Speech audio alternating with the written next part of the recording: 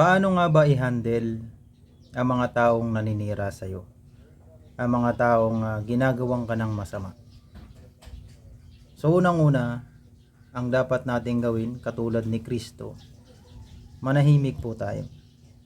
Huwag nating balikan, huwag nating gantihan, huwag nating suklian ng masama yung masama rin.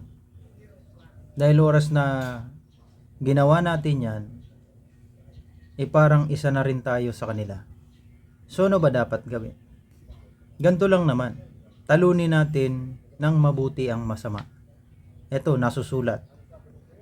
Huwag kayong patatalo sa masama, kundi talunin ninyo ang masama sa pamamagitan ng paggawa ng mabuti.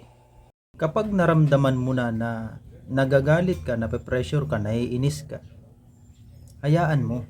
Maglakad-lakad ka muna saglit. Huwag ka magsasalita. Huwag mong ipapakita. Dahil oras na makita nila yon, naramdaman nila na nainis ka, nagalit ka, or nag-iba yung aura mo doon sa ginawa nila sa'yo. Isa lang ang ibig sabihin nun. Nangangahulugan na ikaw ay natalo nila. Ikaw ay natalo ng masama. So hindi mo natalo yung masama ng mabuti. Mga minamahal, huwag kayong maghihiganti. Ipaubayan ninyo iyan sa Diyos, sapagkat sinabi ng Panginoon sa kasulatan, "Ako ang maghihiganti, ako ang magpaparusa."